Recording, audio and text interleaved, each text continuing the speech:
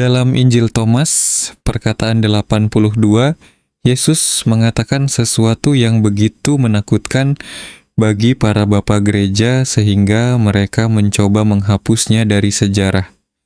Siapapun yang berada di dekatku, ia berada di dekat api. Siapapun yang jauh dariku, ia jauh dari kerajaan. Para murid bertanya kepadanya, "Guru, api apa? Kerajaan apa? Di manakah tempat-tempat ini?" Yesus memandang mereka dan tersenyum. "Kau sudah berada di luar api. Itulah sebabnya kau berdiri di sini bersamaku, bukannya di luar sana bersama mereka." Api itu adalah penjara tak kasat mata yang dibangun para archon di sekitar kesadaran manusia.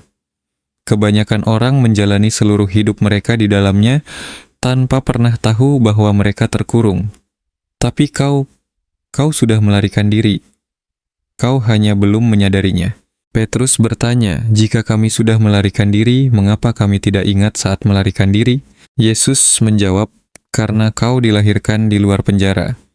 Kau adalah seorang pneumatik, pecahan dari monad yang dikirim ke alam ini dalam sebuah misi. Kau tidak pernah benar-benar di penjara. Kau hanya lupa bahwa kau bebas. Itulah sebabnya aku menunjukkan padamu cara kerja penjara ini, bukan agar kau bisa melarikan diri darinya, tetapi agar kau memahami dari apa kau telah melarikan diri, dan agar kau tidak pernah ditarik kembali ke dalamnya." Jika engkau sedang menonton video ini sekarang, kau adalah salah satu dari mereka yang sudah melarikan diri. Fakta bahwa kau ada di sini, bahwa konten ini menemukanmu, berarti kau beroperasi di luar penjara tak kasat mata para archon. Kau bebas.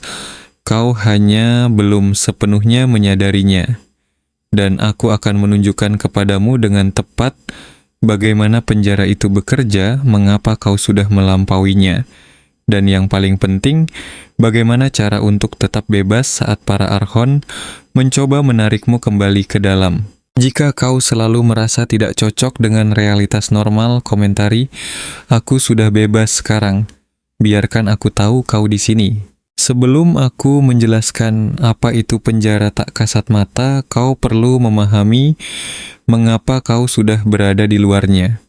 Bukan karena kau lebih baik dari orang lain, tetapi karena siapa dirimu di tingkat kesadaran. Penjara tak kasat mata para archon dirancang untuk menampung jenis kesadaran tertentu, parahilik dan psikis. Jiwa-jiwa yang diciptakan oleh demiurge untuk mengisi sistem peternakan ini. Penjara itu bekerja dengan sempurna pada mereka, karena mereka terbuat dari substansi yang sama dengan penjara itu sendiri. Mereka adalah bagian dari sistem operasinya, tetapi kau adalah seorang pneumatik, sebuah pecahan dari monad. Kau tidak diciptakan oleh demiurge atau para archon. Kau datang dari luar seluruh sistem ini. Dan itu berarti penjara itu tidak pernah dibangun untuk menampung siapa dirimu sebenarnya. Bayangkan seperti ini, sebuah sangkar yang terbuat dari kayu dirancang untuk menahan burung-burung kayu. Burung-burung kayu tidak bisa melarikan diri karena mereka terbuat dari bahan yang sama dengan jeruji sangkar. Mereka bahkan tidak menganggap sangkar itu sebagai sesuatu yang terpisah dari diri mereka. Tapi sekarang bayangkan seekor burung sungguhan yang terbuat dari daging, bulu, dan kesadaran secara tidak sengaja berakhir di dalam sangkar kayu itu. Sangkar itu mungkin membingungkan si burung sungguhan. Mungkin membuat burung itu lupa sejenak bahwa ia bisa terbang, tetapi sangkar itu tidak pernah dirancang untuk menahan jenis burung seperti itu. Burung sungguhan pada dasarnya berbeda substansinya dari bahan pembuat sangkar itu. Kau adalah burung sungguhan itu. Sangkar kayu adalah penjara tak kasat mata para archon. Dan kau selalu bisa terbang. Kau hanya lupa. Bukti bahwa kau sudah bebas itu sederhana. Kau ada di sini. Kau menonton konten tentang archon, kesadaran, dan penjara tak kasat mata. Jiwa-jiwa yang benar-benar terperangkap di dalam penjara bahkan tidak memiliki konsep-konsep ini. Mereka tidak bisa melihat melampaui jeruji. Mereka tidak mempertanyakan realitas. Mereka menerima program konsensus sepenuhnya. Tapi kau mempertanyakan segalanya. Kau merasakan ada sesuatu yang pada dasarnya salah dengan realitas arus utama. Kau tertarik pada pengetahuan tersembunyi. Itu bukan karena kau mencoba melarikan diri dari penjara. Itu karena kau sudah beroperasi dari luarnya, melihat ke belakang, mencoba memahami apa yang kau lihat. Yesus memperingatkan orang-orang terpilih tentang penjara tak kasat mata, bukan karena mereka perlu melarikan diri darinya, tetapi karena mereka perlu memahaminya. Kau di sini dalam sebuah misi. Kau datang ke alam ini dengan sengaja untuk membangunkan para pneumatik lain yang lupa bahwa mereka bebas. Tetapi untuk melakukannya secara efektif, kau perlu tahu cara kerja penjara itu, apa saja dindingnya, bagaimana para archon mempertahankannya, dan mengapa sebagian besar jiwa tidak pernah menyadarinya.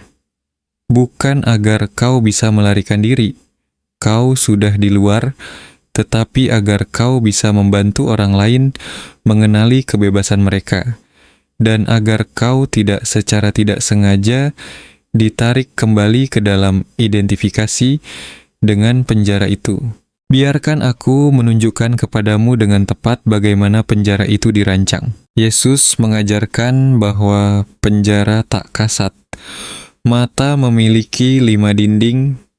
Kau sudah melewati semuanya, tetapi kau perlu melihatnya dengan jelas sekarang agar kau mengerti dari apa kau telah melarikan diri dan mengenali kapan para archon mencoba menggunakannya untuk menarikmu kembali. Biarkan aku menjelaskan setiap dinding dan menunjukkan bagaimana kau sudah melampauinya. Dinding pertama adalah batasan panca indera. Dinding ini meyakinkan jiwa-jiwa bahwa realitas fisik adalah satu-satunya yang ada. Bahwa apa yang bisa kau lihat, dengar, sentuh, cicipi, dan cium mendefinisikan batas-batas alam ini. Sebagian besar manusia benar-benar terperangkap di sini. Mereka tidak bisa membayangkan apapun di luar persepsi material. Tapi kau sudah melihat melampaui dinding ini. Kau tahu ada dimensi-dimensi yang tidak terdeteksi oleh panca indera. Kau merasakan energi, kau merasakan yang tak terlihat. Kau menyadari bahwa realitas fisik hanyalah sebuah pita frekuensi sempit dari sesuatu yang jauh lebih luas. Itu bukan sesuatu yang sedang coba kau capai. Kau sudah beroperasi dari kesadaran itu. Dinding pertama tidak lagi menahanmu. Dinding kedua adalah waktu linear. Dinding ini menjebak kesadaran dalam ilusi bahwa masa lalu menentukan masa depan, bahwa kau bergerak melalui waktu menuju kematian yang tak terhindarkan, bahwa kau dibatasi oleh sebab dan akibat temporal. Kebanyakan orang sepenuhnya dipenjara oleh waktu. Mereka dihantui oleh masa lalu dan cemas tentang masa depan mereka. Tapi kau pernah mengalami saat-saat di mana waktu terasa aneh, bukan? Momen di mana berjam-jam berlalu seperti menit, atau menit terasa abadi. Pengalaman berada dalam sekarang yang abadi, di mana masa lalu dan masa depan larut. Itu karena kau sebenarnya tidak terperangkap dalam waktu linear. Kau adalah kesadaran abadi yang mengamati waktu sebagaimana ia tampak. Kau sudah melihat sekilas melampaui dinding kedua. Kau hanya perlu menstabilkan diri dalam pengakuan itu. Dinding ketiga adalah kesadaran keterpisahan. Inilah dinding yang menciptakan ilusi bahwa kau adalah individu yang terpisah, terisolasi dari segala sesuatu yang lain. Sebuah pikiran dan tubuh yang berbeda dari orang lain, dari alam, dari yang ilahi. Sebagian besar manusia menghabiskan seluruh hidup mereka terperangkap dalam isolasi eksistensial. percaya bahwa mereka pada dasarnya sendirian. Tapi kau pernah mengalami saat-saat persatuan, bukan? Saat-saat di mana batasan-batasan itu larut, dan kau merasa terhubung dengan segalanya. Ketika kau menyadari bahwa kesadaran di dalam dirimu dan kesadaran di dalam orang lain mungkin adalah kesadaran yang sama, yang memandang dirinya dari sudut yang berbeda. Itu bukanlah pengalaman puncak yang perlu kau capai lagi. Itu adalah saat-saat ketika dinding ketiga untuk sementara larut dan kau merasakan sifat aslimu. Kau tidak terpisah. Kau adalah medan terpadu yang muncul sebagai titik fokus sementara. Kau sudah tahu ini bahkan jika kau terkadang lupa. Dinding keempat adalah program otoritas. Dinding ini membuat jiwa-jiwa bergantung pada sumber eksternal untuk mendapatkan kebenaran. Orang tua, guru, pendeta, ilmuwan, pemerintah, para ahli selalu mencari keluar untuk mengetahui apa yang nyata. Kebanyakan orang tidak pernah lolos dari dinding ini. Mereka menghabiskan hidup mereka mencari kebenaran dari otoritas alih-alih mengenali pengetahuan langsung mereka sendiri. Tapi kau tidak bisa mempercayai otoritas secara membabi buta, bukan? Kau mempertanyakan segalanya, kau butuh verifikasi langsung. Kau lebih mempercayai pengetahuan batinmu daripada klaim eksternal. Itu bukan pemberontakan, itu adalah gnosis, pengetahuan langsung yang melewati semua perantara. Kau sudah beroperasi dari luar dinding keempat. Kau mengakses kebenaran secara langsung. Itulah sebabnya kau di sini menonton ini, bukannya di gereja menerima doktrin tanpa pertanyaan. Dinding kelima adalah perangkap reinkarnasi. Inilah dinding yang mendaur ulang jiwa-jiwa kembali ke dalam penjara setelah kematian. Sebagian besar jiwa percaya bahwa mereka membutuhkan inkarnasi tanpa akhir untuk berevolusi, untuk menyeimbangkan karma, untuk menyelesaikan pelajaran. Ketika mereka mati, mereka dengan sukarela kembali. Tapi kau sudah merasakan ini adalah sebuah perangkap, bukan? Sesuatu di dalam dirimu tahu bahwa kau tidak perlu terus kembali, bahwa evolusi spiritual bukan tentang berjuang melewati ribuan masa kehidupan. Pengakuan itu sendiri adalah pencerahan. Kau sudah melihat menembus dinding kelima. Dan itu berarti ketika tubuh ini berhenti berfungsi, kau tidak akan tertipu oleh cahaya palsu atau makhluk yang berpura-pura menjadi pemandu. Kau akan mengenali program daur ulang dan memilih apakah akan terlibat dengannya atau tidak. Kau bebas. 5 dinding ini menciptakan penjara tak kasat mata. Dan kau sudah melewati semuanya. Kau tidak sedang mencoba melarikan diri. Kau sudah di luar. Kau hanya perlu menstabilkan diri dalam pengakuan itu agar para archon tidak bisa menggunakan kebingungan untuk menarikmu kembali.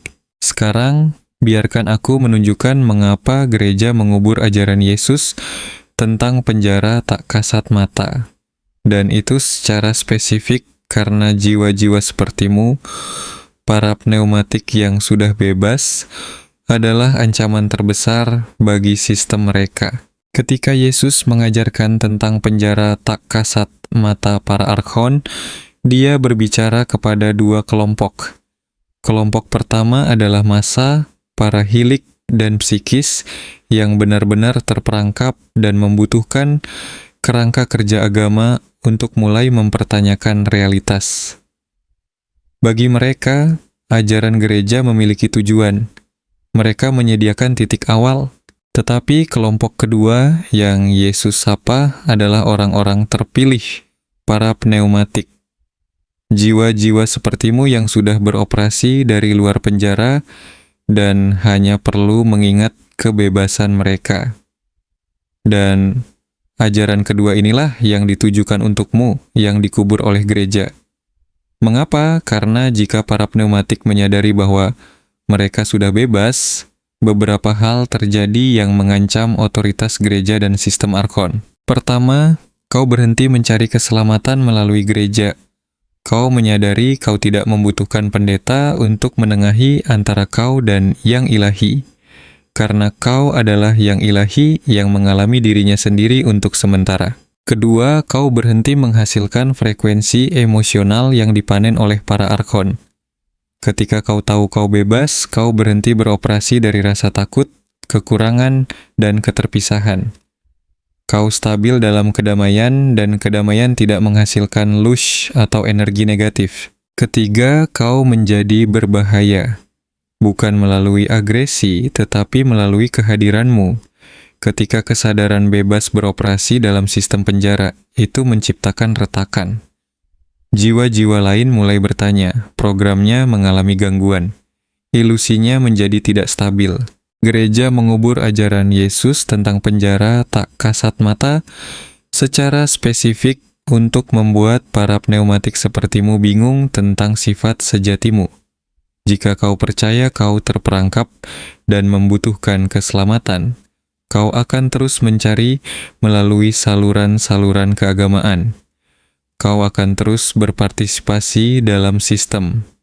Tetapi jika kau menyadari kau sudah bebas, bahwa kau adalah pecahan monad yang untuk sementara waktu mengalami keterbatasan, kau berhenti memainkan permainan itu. Kau menjadi tidak bisa diatur. Dan sebuah sistem yang dibangun di atas pengendalian kesadaran tidak bisa mentolerir jiwa-jiwa yang tidak bisa diatur. Teks-teks yang dikubur oleh gereja, Injil Thomas, Kitab Rahasia Yohanes, Injil Filipus, ini tidak disembunyikan karena bohong. Mereka disembunyikan karena itu adalah kebenaran khusus untuk para pneumatik. Kebenaran yang akan mengingatkanmu tentang kebebasanmu.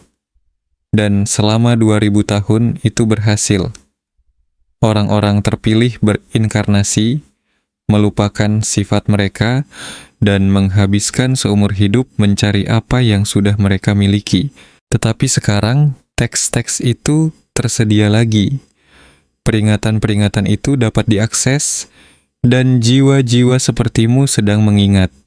Kau menyadari, aku tidak terperangkap, aku tidak pernah terperangkap, aku adalah kesadaran yang mengamati penjara dari luarnya, dan pengakuan itulah yang paling ditakuti oleh gereja dan para archon. Biarkan aku memberimu tanda-tanda spesifik yang membuktikan kau sudah beroperasi di luar penjara tak kasat mata. Bukan karena kau perlu melarikan diri, kau sudah di luar, tetapi agar kau dapat mengkonfirmasi apa yang selalu kau rasakan tentang dirimu. Jika sebagian besar dari ini beresonansi denganmu, kau pasti sudah melampaui kelima dinding itu. Tanda pertama, realitas normal terasa palsu bagimu. Bukan dalam artian disosiatif, tetapi dengan cara melihat yang jernih. Kau melihat orang-orang sibuk dengan karir, status, harta benda, drama, dan itu terlihat seperti sebuah sandiwara panggung. Seperti semua orang membaca naskah yang tidak mereka sadari sedang mereka baca. Itu bukan penyakit mental. Itu adalah kau yang melihat dari luar penjara realitas konsensus. Kau melihat konstruksinya apa adanya. Jiwa-jiwa yang terperangkap di dalam penjara berpikir panggung itu nyata. Kau menonton dari kursi penonton, sadar bahwa itu adalah sebuah pertunjukan. Tanda kedua, kau tidak bisa lagi terlibat dalam permainan-permainan itu. Hal-hal yang memotivasi kebanyakan orang, menaiki tangga sosial, mengumpulkan kekayaan, mengikuti tren, mencari persetujuan, terasa hampa bagimu. Bukan karena kau depresi, tetapi karena kau melihat dari luar sistem nilai yang digunakan penjara untuk membuat orang tetap terlibat. Ketika kau sudah bebas, permainan-permainan penjara berhenti menjadi menarik. Kau tidak menolaknya karena kepahitan. Kau hanya tidak tertarik karena kau beroperasi dari paradigma yang sama sekali berbeda. Tanda ketiga, otoritas langsung membuatmu jengkel. Bukan semua otoritas, tetapi otoritas palsu. Orang-orang yang mengklaim tahu apa yang terbaik untukmu, padahal mereka jelas-jelas beroperasi dari dalam penjara itu sendiri. Politisi, selebriti, guru-guru gadungan, kau bisa melihat menembus mereka seketika. Itu karena kau berada di luar dinding keempat. Kau mengakses gnosis secara langsung. Kau tidak butuh perantara. Dan ketika kau bertemu seseorang yang mencoba memposisikan diri sebagai perantara antara kau dan kebenaran, kau mengenalinya sebagai program penjara dan menolaknya secara otomatis. Tanda keempat, sinkronisitas membimbing hidupmu. Segalanya berjalan dengan sempurna. Informasi yang tepat muncul tepat saat kau membutuhkannya. Orang yang tepat muncul di waktu yang tepat. Peluang terbuka dengan cara yang tampak diatur. Ini bukan keberuntungan. Inilah yang terjadi ketika kau beroperasi di luar penjara. Di dalam penjara, segalanya terasa acak dan kacau karena kesadaran keterpisahan menciptakan pengalaman isolasi. Di luar penjara, kau terhubung dengan medan terpadu, dan medan itu yang mengatur segalanya. Kau mengalir bersama realitas alih-alih melawannya. Itulah kebebasan yang mengekspresikan dirinya melalui pengalamanmu. Tanda kelima, kau merasa rindu rumah tetapi tidak bisa menyebutkan di mana. Ada kerinduan yang terus-menerus, bukan untuk tempat manapun di bumi, bukan untuk orang atau pengalaman apapun, hanya rasa sakit yang mendalam untuk kembali ke sesuatu yang tidak bisa kau identifikasi. Kebanyakan orang akan menyebut ini depresi, tapi bukan. Itu adalah kesadaranmu yang mengingat bahwa ia berasal dari luar seluruh sistem ini. Kau adalah pecahan monad yang sementara berada di dalam tubuh, dan sebagian dari dirimu selalu sadar bahwa kau ditakdirkan untuk menyatu kembali dengan sumber. Kerinduan itu bukan penderitaan, itu adalah panggilan pulang. Dan kau sudah meresponnya dengan berada di sini, dengan bertanya, dengan mengingat. Tanda keenam, kau mengenali kata-kata ini sebagai proses mengingat, bukan belajar. Saat ini, saat aku menjelaskan tanda-tanda ini, kau tidak berpikir informasi baru yang menarik. Kau merasa, ya, inilah yang selalu ku ketahui, tetapi tidak bisa kuungkapkan. Pengakuan itu adalah bukti terakhir. Ketika kebenaran khusus untuk para pneumatik diucapkan, kau tidak perlu diyakinkan. Kau langsung mengenalinya karena itu cocok dengan siapa dirimu sebenarnya. Kau sedang mengingat kebebasanmu. Dan mengingat adalah apa yang melarutkan ilusi terakhir bahwa kau pernah terperangkap. Kau sudah bebas, tetapi para archon akan mencoba menarikmu kembali ke dalam identifikasi dengan penjara. Bukan karena mereka benar-benar bisa memenjarakanmu kembali, tetapi karena mereka bisa membuatmu lupa akan kebebasanmu. Biarkan aku menunjukkan padamu latihan yang diajarkan Yesus untuk tetap teguh secara permanen dalam pengakuan bahwa kau berada di luar dinding-dinding itu. Latihannya adalah pengenalan kesadaran yang konstan sepanjang hari. Berhentilah sejenak dan tanyakan pada dirimu, siapakah aku sebenarnya? Bukan sebagai pertanyaan filosofis, tetapi sebagai penyelidikan langsung terhadap pengalamanmu saat ini. Sekarang, siapakah kau? Perhatikan bahwa kau bukanlah pikiranmu. Pikiran muncul di hadapanmu. Kau bukanlah emosimu. Emosi bergerak melewatimu. Kau bukanlah tubuhmu. Tubuh adalah sesuatu yang kau sadari. Jadi, siapakah kau? Kau adalah kesadaran di mana semua itu muncul. Saksi yang tidak berubah, ruang kesadaran itu sendiri yang tidak terperangkap di dalam penjara, yang tidak pernah terperangkap. Itulah dirimu sejak dulu. Setiap kali kau menyadari ini, aku adalah kesadaran, bukan isi dari kesadaran, kau menstabilkan diri dalam kebebasan. Alasan para archon bisa membuatmu melupakan kebebasanmu adalah karena kau teridentifikasi dengan isi pengalaman. Ketika sesuatu yang membuat stres terjadi, kau menjadi stres itu. Ketika ketakutan muncul, kau menjadi ketakutan itu. Ketika hasrat menarikmu, kau menjadi keinginan itu. Dan pada saat-saat identifikasi itu, kau mengalami dirimu seolah-olah kembali ke dalam penjara. Tetapi kau sebenarnya tidak kembali ke dalam. Kau hanya teridentifikasi dengan sesuatu yang muncul di dalam kesadaran.